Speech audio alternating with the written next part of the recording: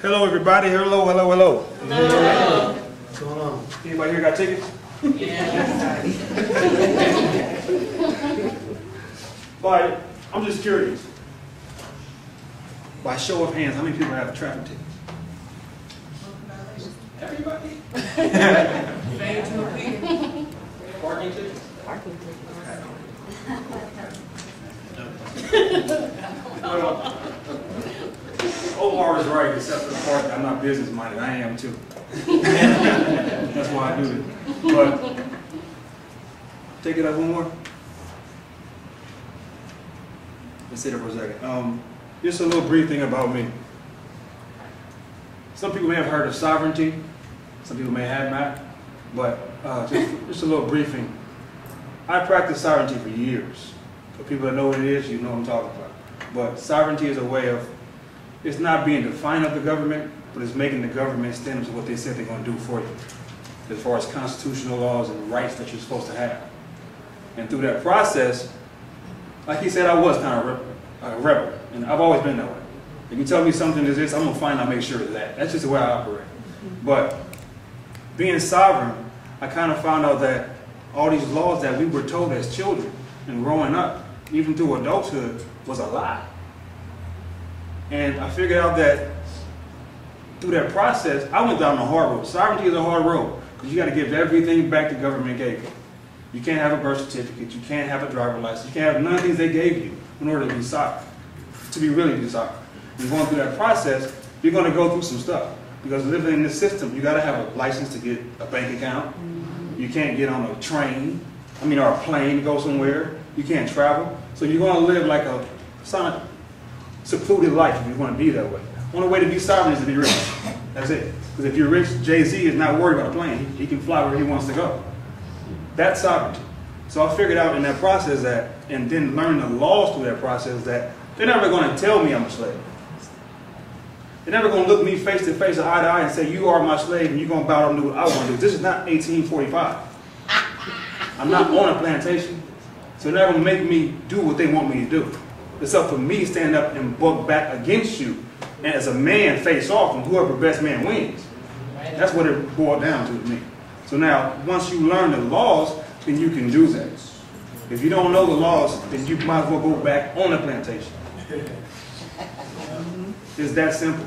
Because if you don't know, they're going to bully you. And the only reason why tickets exist. The law, no excuse. There you go, brother. There you go. Because, excuse me, if you don't know the law, like he said, even the law is no excuse. They're not going to tell you. They're not going to tell you what the laws are. It's not their job.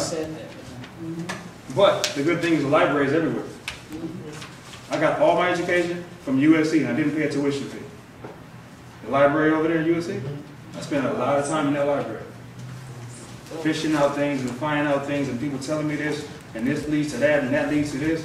And it's like a big old, what they call spider's web, it just unravels. But we'll get to a lot of that later. I want to give you all just a brief overview of who I am. And today, we're going to show you guys how you can fight these tickets and actually win. I have not paid a ticket literally since '98. Literally since '98. Why? Because of the education that my brother blessed me with it back in '98, and I had like 5 tickets. I was like every young black brother.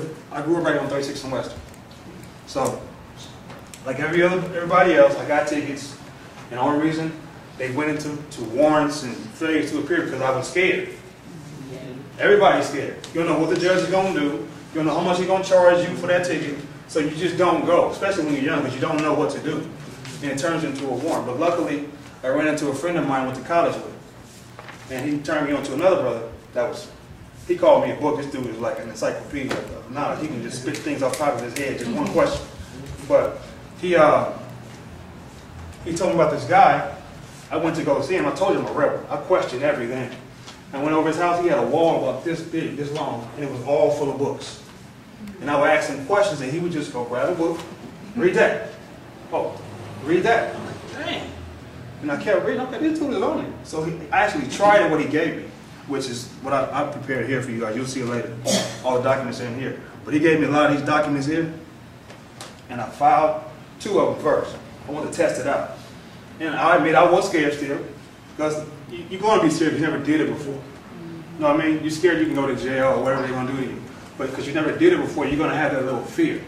But once I stepped into the ring, the fear was over. Because you can't be scared anymore. The fight is on. So I tested it out. I didn't have to step in the ring, actually, the first two. The first two, they just kind of went poof. I went to the court the day of, and it wasn't in the system. Because you got to file the paperwork before you go to court. So they already had my paperwork on file. So by the time I got to court, I show up to the courtroom, look on the calendar on the wall, my name is not there. I go to see the clerk, tell her my name's not on the wall, what's going on? She said, go downstairs and see the other clerk. She types my name in the computer, she said, sir, just go home. Just like that. She didn't ask no questions, she said, go home. I'm investigating, why? What's going on? She's like, sir, just go home. I went home, right? I ain't never heard from him since that day. The second one, the same thing. The third and fourth one, I went to court, saw the judge.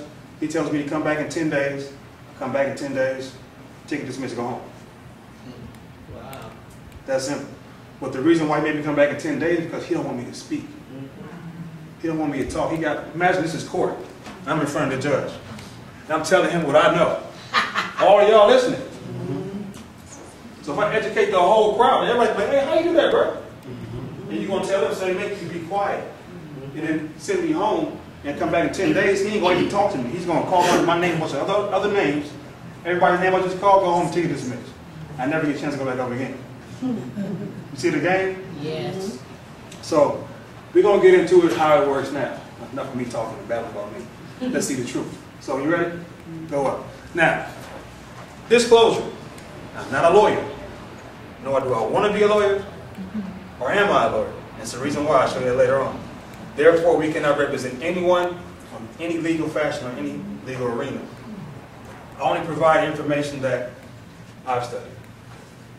If it makes sense to you, go with it. If it don't, it's fine. I'm not mad at all. Do what you gotta do. But this is the only thing I guarantee you this. This is the only thing you're ever gonna find that you're gonna get a ticket dismissed. No lawyer's gonna tell you this. They don't even know. Honestly speaking, lawyers don't even know this. I've been talking to a lot of lawyers and stuff. Because when I go to court and I have a DA against me, they'll learn it. They call me outside the court, man, how you learn this? And look, trying to get me to teach them, and they went to law school for it. That's right. Go up. Now, why CTM? CTM means California Ticketmaster, okay? Education of a lifetime. Why? Like I said, I haven't paid a ticket in 12, 13 years. So once someone educated me, I can use this for life. I got two little boys. One's 14 and one's 10. Once they become traveling age, I don't call it driving, traveling age, they're going to know. I can hand it down to them. So when they see a police, they don't have to get mad and buck and cuss them out and go off. You can be humble. Hey, bro, okay, cool. There's no reason to argue with him. Only person that don't know argue because he don't know. Bruce Lee ain't going to argue with you. Bruce Lee's going to be calm. If you step to him, you're going to be broke off. All right? Knowledge and power. And they say knowledge is power, right? I don't say that. I don't say that. I say knowledge is power if you're using the knowledge. There's a lot of people that's brainy and smart and just walking up down the street. Every day. Bums are not just bums because they bums. Some of them are smart. But they're not using what they know. So it's not powerful no more. It's just went poof. The flame has went out. But if you know, you have knowledge of something and you actually use it, then it can become powerful. Because when I go in court and I can actually articulate what I want to say to the judge and speak the judge's lingo, they call it legalese. It's a whole new language. Because I don't make it speaking of it, but what's that girl called? The translator of languages? Transfer? No, it's the software. What is that called? Oh, is that That's yeah. That's not a part of legalese, but y'all know what I'm saying. Never pay an expensive lawyer fee. That's another one. There's a lot of lawyers. For whatever reason, ticket business is booming. I don't know if y'all noticed that. Oh, yeah. There's a lot of people putting out ticket flyers and trying to get people to come get tickets done, but they're not helping nobody. And I hate to put people on blast, but this is one that drives me crazy. Y'all ever heard the ticket relief? Yes, I have. You have? They had a big thing down at the convention center that went crazy. You heard that one? All they were doing is, just FYI, I'm not going to say no more about it, but all they were doing is that you would come see them and they would get you a court date. Because I know most brothers don't know how to do it. All you got to do is make a phone call and get a court date, and your ticket is, your license is unsuspended. All they would do was just get you to come in. They would have someone call for you, set a court date, call you back, hey, your license is unsuspended, $300. But after your license is unsuspended, you still got to go to court. So now if you don't have the knowledge to go to court and fight it, you're right back in the same rut, because if you can't pay the bill, guess what? They're going to suspend it again. So, again, no expensive lawyer fees. Never pay bail fines. We don't pay bail fines. Nobody pays a bail fine. Why? We'll get into that later. I ain't going to get to it right now. Hit it one time, brother. I put these up here for a reason. Now, the state mandates that you have the top two, right? You got to have car insurance, right? And this is for help. But most people invest in these things. Why? Anybody can answer me, please. Why do you get those? It's the law. Besides that. Just in case.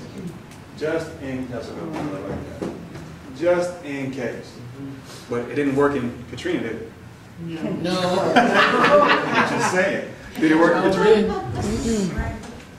What's up? Do you have car insurance? No. Man, that's What? I don't either, but my reasons are might be yours. Good question. No, I don't. Just in case you get into an accident, just in case you break an arm. Now, this one I kind of go with. I like that one because, you know, doctor fees are expensive. Can be expensive. That depends on how you eat, though. I mean, broken arm, that could happen. But if you're eating right, you won't have to go to the doctor too much. I ain't getting to my health lecture, but I put this up there because California Ticketmasters has a program pretty much just like that. We're in the business of educating you just in case something happens. Why wait till your license is suspended? Why wait till you have a ticket to try to figure out how you're going to be? If you already have a program that you're a part of, it's just almost like, what's that thing called, legal aid or something? Right. It's almost something like that. Yeah. It's almost something like that, but instead of hiring a lawyer, you can be your own lawyer, because ain't nobody going to fight for you like you're going to fight for you. It ain't going to happen. I've never been in a fight where somebody jumped in for me and fought harder. I ain't never seen that. So, my idea is that someone else, you're going to fight for you better than anybody ever will. And if you have the knowledge to do so, it's like imagine if you went to jiu-jitsu school all your life. Nobody going to mess with you. They might try, but they come up on you, it's going to be a problem, right? So if you knew all this stuff, then you don't need insurance. Make sense? A little bit? Take it up. Wish list. These are all things they ask you when you're a child. What do you want to be when you grow up? Doctor, lawyer, teacher even. Teacher's the brokest one for every reason, right? But these are all professions that if you learn them, you can never go wrong. Everybody wants a doctor in their family, right? Everybody would love to have a lawyer in their family. Teachers are iffy, but they're still good. But at the same time, if you had this knowledge of these, wouldn't you do better than what you're doing now? Would you take your son and sit him in a hospital on the emergency room for 10 hours if you knew how to treat him? Nobody would do that, right? Would you pay a lawyer $20,000 to fight this case if you knew how to do it yourself? Makes sense to me. Take it up. Now we get into the meat. Look at this triangle. Now, Phil Jackson did not design that. Okay? So, this triangle here is basically the basis of any court in America. We've all seen it on Judge Judy, People's Court, even divorce court, ignorant as that is,